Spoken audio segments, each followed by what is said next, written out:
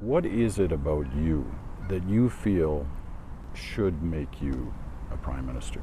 Well, that's the final question. CBC's chief correspondent Peter Mansbridge has asked of each of the three leaders of Canada's main political parties. It may sound simple. In the end, it has proven difficult to answer. I have had the opportunity to meet with Canadians, to get to know them, to live in all different parts of this country. And I've seen that for 10 years, we have become less than what we could have. I think we've got the right plan for the country. I've laid that out to you. But that's policy. No, I'm talking about you. No, but policy's all part of it. I think we got the right plan for the country. I think we've got a great team, cabinet, MPs, people all around us. The fire in my belly, and some of us have more than others, and what gets me up every day is to try to make this a fairer society and play a positive role on the world stage and make this a better Canada. You're drifting into policy. Peter Mansbridge's one-on-one interviews with Conservative leader Stephen Harper, Liberal leader Justin Trudeau, NDP leader Tom Mulcair all have aired this week on CBC Television's The National. And while Canadians have had the chance to watch the party leaders campaigning across the country, very few have had the opportunity to sit down face-to-face with them. So today we've invited Peter Mansbridge to join us and share his insights about the experience. I should mention, since his interview with Green Party leader Elizabeth May takes place tomorrow and then airs tomorrow night, we can't really ask questions about that conversation. Hello, Peter. Hey. All three party leaders struggled to answer the question of why they believe personally they're the guy to be the prime minister. Why was that so difficult? They were having a hard time talking about themselves. You know, each one of them I had to prod with that sort of, no, you're drifting into policy, tell me about you. And they just seemed to be very uncomfortable doing that. And I'm not quite sure why, because when the cameras are not rolling, they got lots of things to say about themselves, as we've seen over the years. We've just heard from our listeners on Message Track, and I heard a couple of times you trying to move each leader off Message Track. It's a tough thing to do. It is, and you know it as well as I do. When you get politicians in this studio and you talk to them, and bang, you can hear it. It's like you can see a tape recorder in their head, and push play, and out comes the track that their experts and advisors have told them they should do. So it's our challenge to try and break them out of that, and you try and you try and you try. Sometimes you're successful. Sometimes you get that real honest moment when it's clear that that what they've said hasn't been pre-scripted, that it's finally come out of their head. And you know when you're getting there, because you can see in an interview when the guest doesn't have an answer right away. And you can see them thinking. There's this pause. The question's asked, and there's this pause, and they're not trying to remember what it was they were told to say. They're actually thinking about what it is they want to say. Well, it's interesting because you did have some of these the interesting moments throughout these interviews. And let's talk about your interview with Stephen Harper. You asked him about whether he had any regrets about how he dealt with the Mike Duffy affair, and he said to you, "I'm not going to bare my soul here." Like, he basically said, "I'm not." Why not? No confession. Yeah, and I said, well, go ahead, or why not, or something like that. And, Canadians want them to bare their souls on some key issues, and for him, that's a key issue. It strikes the very heart of his leadership. And I want to talk to you a little bit more about the kinds of things you gleaned as you looked them right in the eye in these interviews. But before we go further, tell me a little bit more about how these one-on-one interviews were set up. They all ended up outdoors. Whose choice was that? You like that, eh? Yeah, it's very Canadian. Well, I wanted to do them outdoors because I hate these kind of staged indoor interviews, and the way I'd pitched the parties was that we do these in a casual setting, preferably outdoors if weather allowed, in the last week of summer. It's kind of identifying with what a lot of Canadians were doing at that time, and away from the rallies and the party people, and just sort of alone with with nature in a way. They all agreed to do that. But when I got to BC last week to interview Stephen Harper, the setup was inside a person's living room with Canadian flags, behind him and one behind me. And it just, it looked like the PMO, and it just, it's not what we wanted.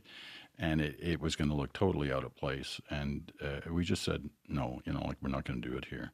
We're going to do it outside. So where'd you go? So we moved into the back lawn. Really, it was at a farmhouse, and we moved to the back lawn of this farm with, you could kind of see the Rockies in the background. It was in Delta, about half an hour and you outside could of see a Vancouver. highway way in the background. Yeah, with the traffic going by and a barn on one end. I was going to say that explains the flower bed. Okay, I saw that. I was going, where are they? Yeah, okay. we did Justin Trudeau in a park across from Parliament Hill, and all of a sudden, all these Canada geese landed, and so you can hear them kind of in the background. Tom Mulcair was at the family cottage in the Laurentians.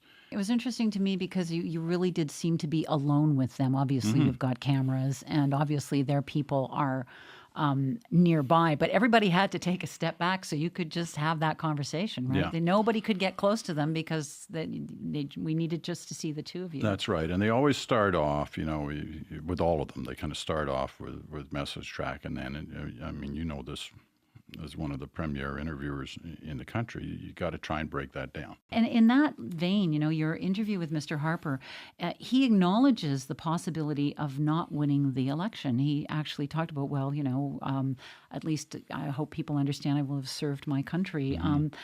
Do you think he's as driven to win this election? Like, I've never heard him say that. Have you? Am I wrong? No, you're not wrong. I haven't heard him talk that way, and a lot of people who watched that interview have raised that question: is he really in it? For the long haul and for the fight. And I've heard it from some of his own people who were puzzled by those remarks. Was he having a bad day? Was he upset at the way the interview had gone because it was right at the end of it? Or, had he just looked at some private polling data that didn't look so good? Was he using reverse psychology? We better maybe. get out there. Yeah. I don't know. You've seen what their ads since that interview have gone to the I'm not perfect. Yeah, interesting. Stephen Harper's not perfect. So they recognize the fact that there's people out there, in spite of what he said, that there's no mood for a change, there's a mood for a change. That doesn't necessarily mean they're going to toss these guys out, but there's a mood for a change in something. And when he's offering no change, and he underlined that in that interview that he was offering no change, you got to look for something else. And he seems to be looking for hey, listen, I'm not perfect. I recognize that.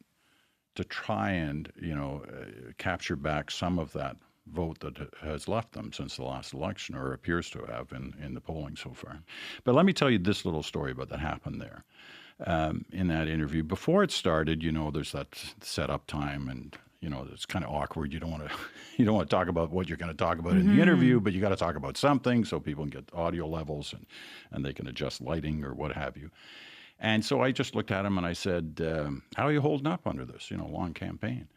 And he immediately launched into this story about how, Peter, I always look back to 2003 when I was running for the Canadian Alliance leadership. And, we were at 6% in the polls, and nobody knew who I was, and I was traveling by myself, driving a lot from town to town. He said, I remember sitting in a little bar in Estevan, Saskatchewan, trying to have a meal. And there were a couple of guys playing slot machines in the corner, and I was writing out notes for a speech, and I stopped and I thought, what's the point? Nobody's going to vote for us. This is crazy. And he says, I always remember that story on difficult days now.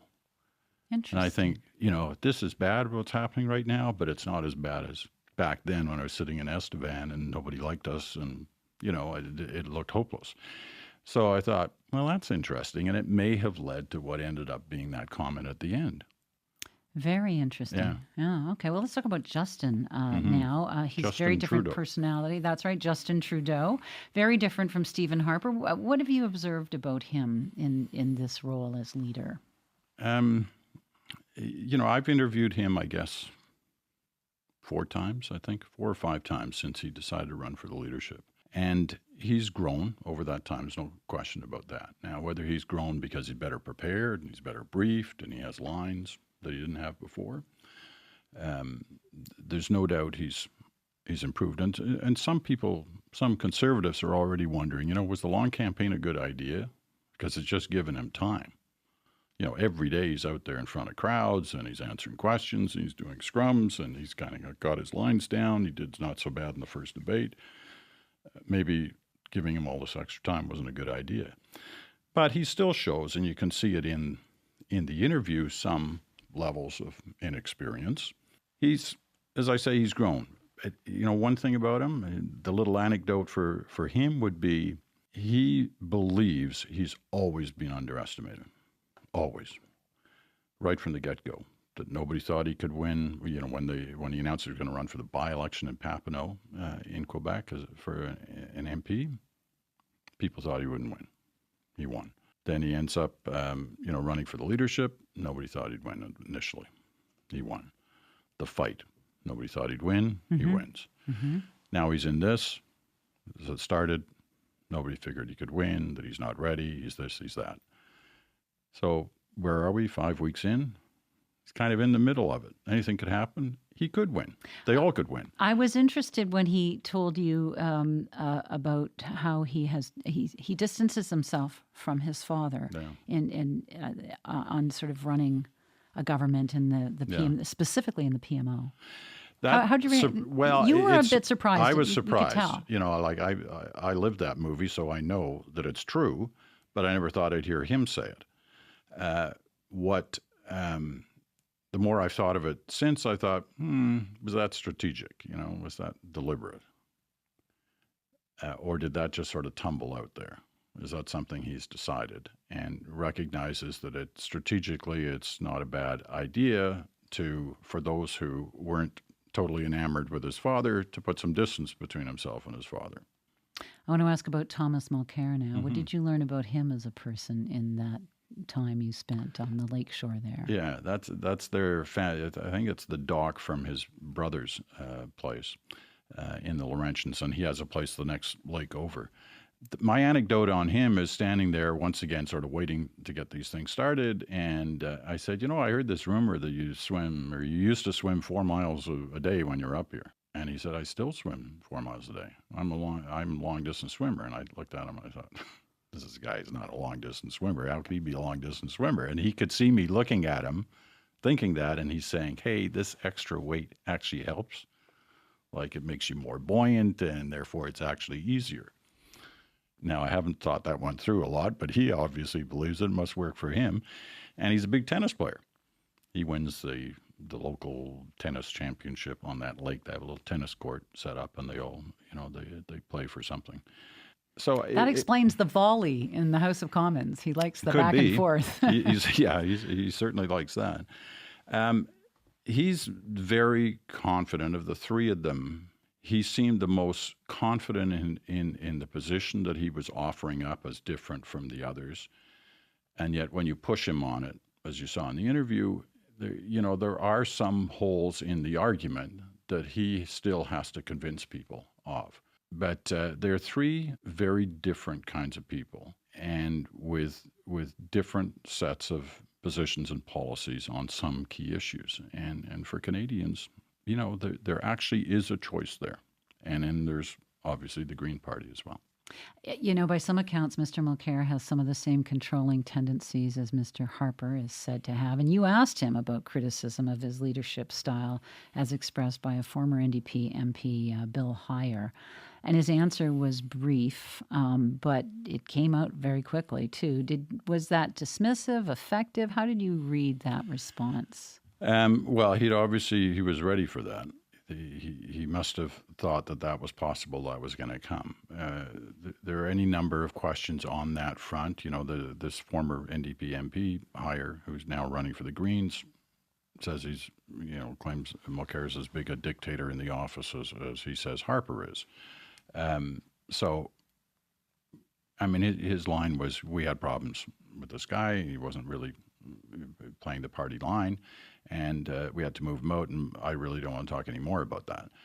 And that was kind of it. It plays to there's this image of Angry Tom, that those who say they've seen him over the years when he was a provincial cabinet minister in Quebec, that when he loses his temper, it's a kind of an ugly scene.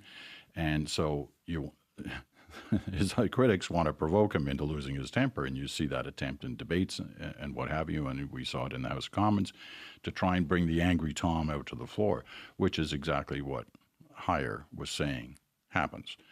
Well, he didn't go for the bait on. He was being very angry measured. Tom. I was Yeah, very watching. measured. He's very measured, very almost low key.